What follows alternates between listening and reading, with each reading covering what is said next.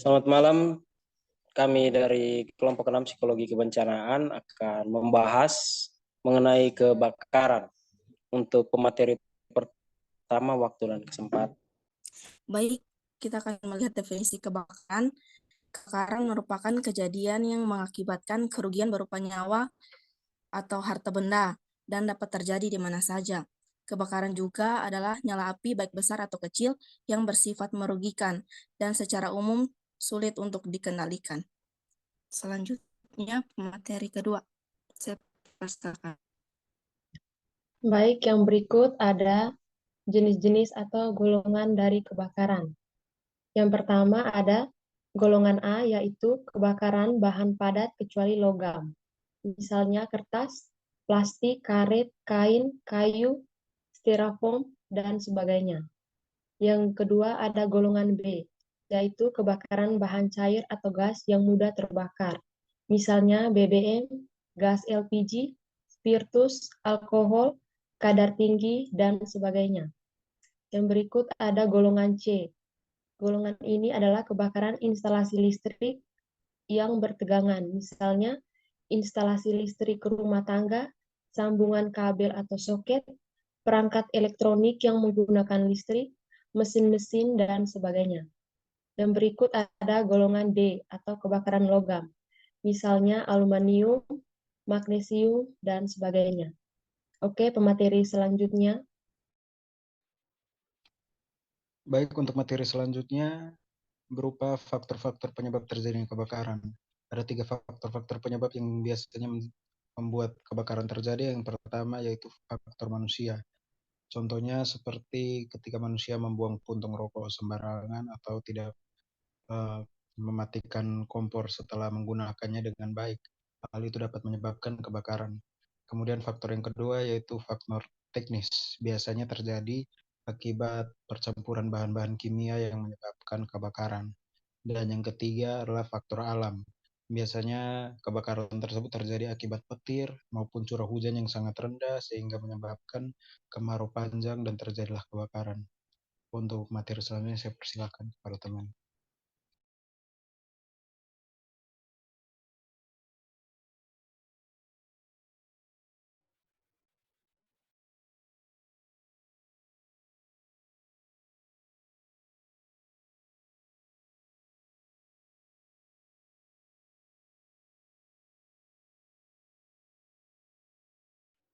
Tasya.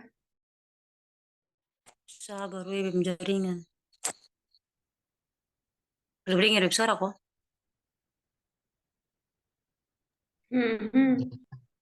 Suara jelas. Iya, Tasya. Oh, jelas. Oke, kita pada penanggulangan kebakaran. Yang pertama itu ada yang namanya sebagai langkah persiapan yang harus dilakukan. Yang pertama, membuat rencana penyelamatan dan komunikasi bagi keluarga untuk menghadap resiko terjadinya kebakaran. Kemudian buatlah skema jalur evakuasi di rumah, sekolah, kantor, atau bangunan lainnya apabila kebakaran tadi tiba-tiba. Yang ketiga itu hindari tungku masak seperti kompor minyak, kompor gas, atau selang, tabung, dan lain-lain. Segera ganti apabila ada komponen yang rapuh atau bocor seperti itu. Kemudian perhatikan instalasi listrik. Ya, selanjutnya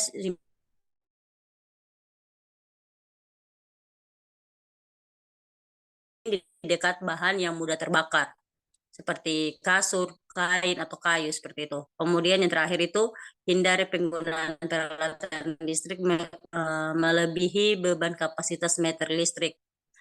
Pemasangan instalasi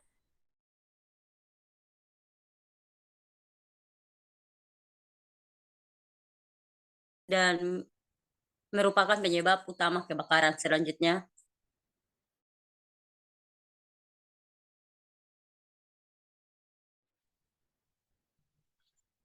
Yang berikut yaitu apabila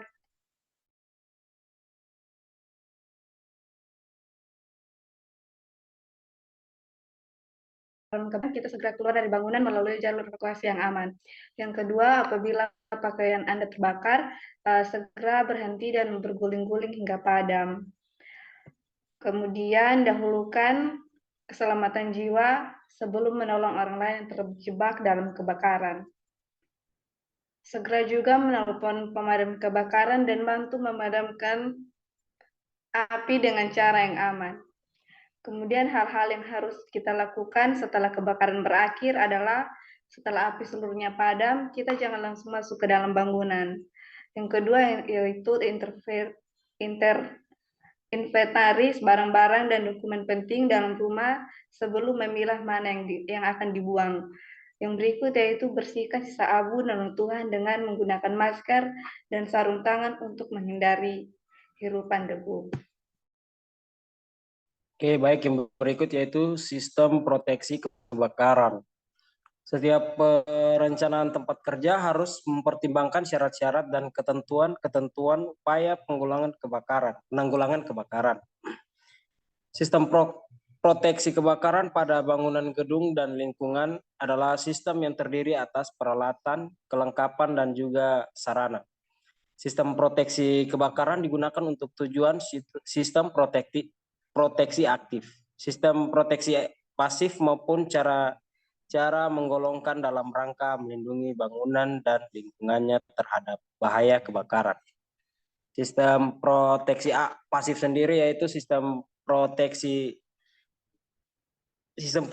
yang kemampuan stabilitas struktur dan elemennya konstruksi pada tahan api, terus kompartemenisasi dan pemisahannya, serta potensi pada bukaan yang ada untuk menahan dan membatasi kecepatan menjalannya api dan asap kebakaran.